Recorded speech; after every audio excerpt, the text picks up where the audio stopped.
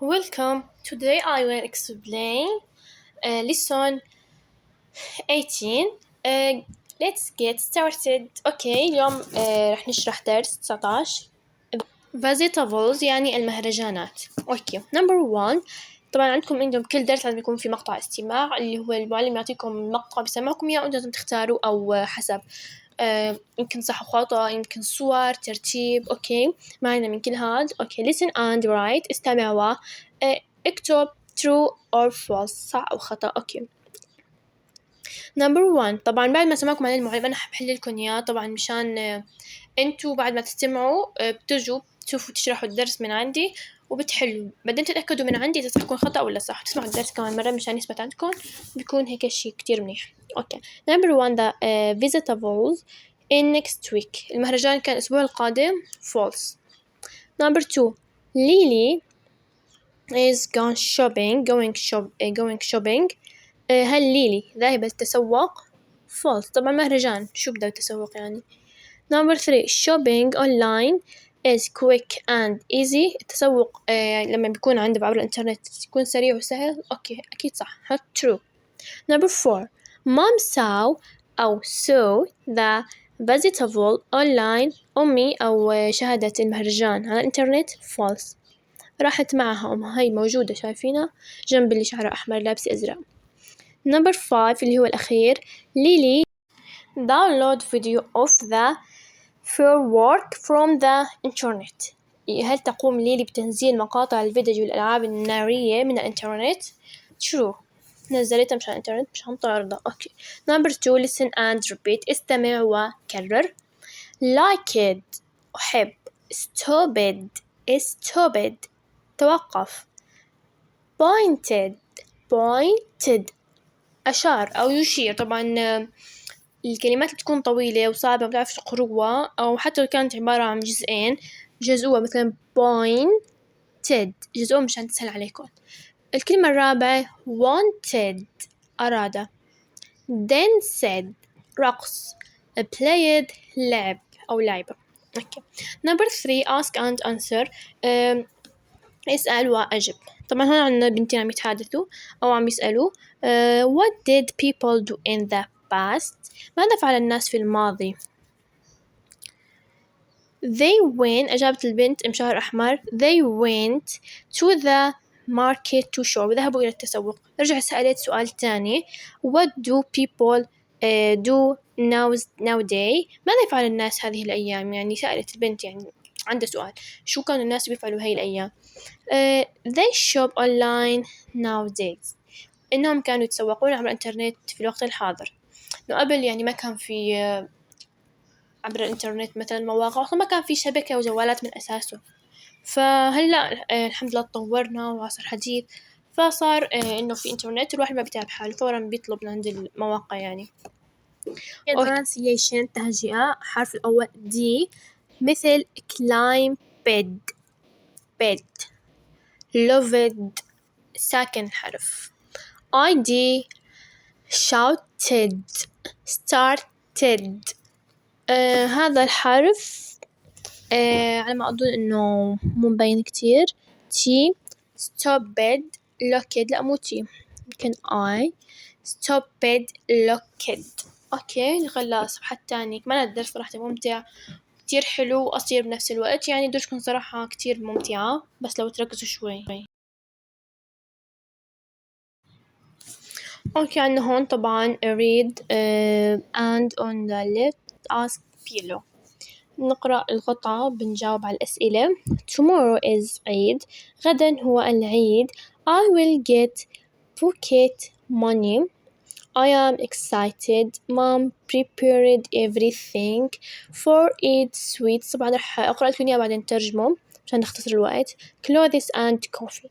Nowadays we know it's Eid from TV in the past. People saw the moon and knew it's Eid from the mosque in the past. Women gathered in the family home and make Eid sweets. But nowadays most people buy sweets from the shop. My clothes are wonderful. I bought them from the shop. But in the past, women sew clothes for their children.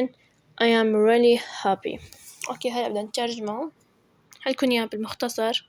في هذا النص رح قال tomorrow is Eid. غدا العيد سأحصل على المال في الجيب. pocket money يعني الجيب. بعدين قال أنا متحمس.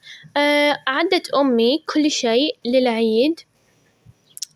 أنا متحمس. my prepared everything for Eid. أمي عدت كل شيء للعيد من الحلويات والملابس and القهوة. واليوم أو في الوقت الحاضر we now نعلم أنه العيد من التلفزيون. أما في الماضي كانوا بيعرفوا العيد، كنا نعرف العيد من الأقمار أو القمر في السماء. يعرفوا أنه العيد من المسجد، عندما يتحدثون الرجال في المسجد يعرفوا أنه العيد ويخبروا عائلاتهم في الماضي. وكان الناس يجتمعون في منزل الأسرة لصنع حلويات العيد، ولكن في الوقت الحاضر يشتري معظم الناس الحلويات من المتجر. ملابسي رائعة، يقول والدي ملابسي رائعة يخيطنا، اشتريتهم من المحلات. ولكن في الماضي كانت النساء بيخيطوا الملابس للأولاد أو للأطفال.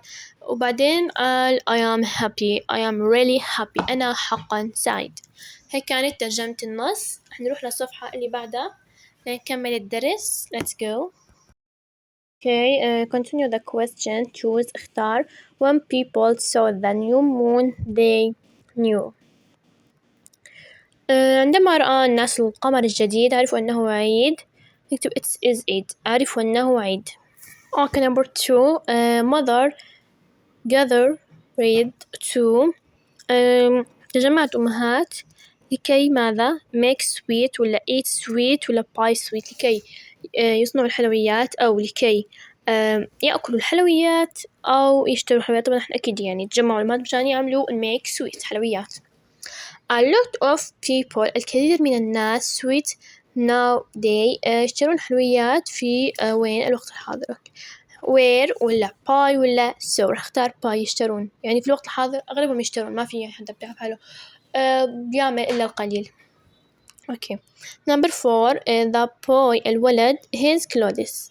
الملابس like يحب الملابس ولا doesn't like لا يحبها ولا so. إذا طبعا نختار number A اللي هي like يحب الملابس أكيد، يعني مين بيحب إنه يشتري ملابس للعيد. Okay. circle حط دائرة. in the festival of light في عيد الأنوار we had on قضينا ماذا؟ interesting ولا different time. interesting كان ممتعا. في عيد الأنوار قضينا وقتا. أوكي. أو interesting لها أكثر من معنى، ممتع أو قضينا لأكثر من معنى. أوكي. number 2. light where كانت الأضواء on the water على الماء. that was كان ذلك easy سهل أو wonderful رائع. أكيد رائع wonderful، يعني لما كانت الأضواء هيك جاية على البحر أو المسبح أو الماء كان wonderful رائع. number 3. we eat أكلنا quick ولا delicious food. أكيد delicious أكلنا طعاما لذيذ. number 4. we were all كلنا كنا happy سعيدين. exciting يعني متحمسين. أكيد happy اللي هي سعيدين، معنا نفس المعنى بس أوكي. happy اللي هي أصح. ننتقل للجزء الأخير من هذا الدرس. طبعا أنتوا باقي لكم بس درس واحد على ما أظن، إن شاء الله بنخلصه بكرة. طبعا عندنا قاعدة اللي هي الضمائر المحددة. choose the correct verb. اختار الأفعال الصحيحة. people travel ولا traveled on animal in the past. سافر الناس على الحيوانات في الماضي، حط traveled لأنه معها ed. nowadays they travel by plane. في الوقت الحاضر هم يسافرون بالطائرة. طبعا أكيد travel، اختار travel من دون إضافة. okay. in the past في الماضي he watches، هختار اللي معها es watches on TV. في الوقت الحاضر عفوا في الوقت الماضي كانوا يشاهدون التلفاز. عفوا أنا غلطت. number 2. in the past he went to go to the festival of colors. في الماضي ذهبوا إلى مهرجان الألوان. عفوا خربطنا، هنحط went. Number 3 nowadays he watches on TV. الآن يشاهد هو التلفاز. Number 3 هلا هو number 3 in the past she. في الماضي sent ولا sends. send طبعا هاي send اللي هي ماضيها sent بالإت. السند آخر الدي يعني يرسل. أما السند لما بنحولها للتصريف الثالث راح تصير sent. نختار sends مع الإس. emails في هذه الأيام ترسل إيميلات. أوكي number 8 put the word in the right order. هون عنا ترتيب جمل. helped mom I make cookies بعدين توما. طبعا حسب فهمنا للجملة. I helped أنا ساعدت my mom أمي to make cookies في صنع الكوكيز أو البسكويت. الجملة الثانية what do you do nowadays ماذا تفعل في هذه الأيام. طبعا واضحة وسهلة وبسيطة. number 8 complete أكمل in the past في الماضي. طبعا نحط جملة نحنا من عنا. في الماضي طبعا نحطوا أي جملة مثلا كانوا لا يجلسون على الإنترنت. not his عفوا كانوا يجلسون على الإنترنت بل كانوا شاهدوا التلفاز. بس نحن هنحط people use it telephones and letters. number 2 now days في هذه الأيام people use mobile phone and messages.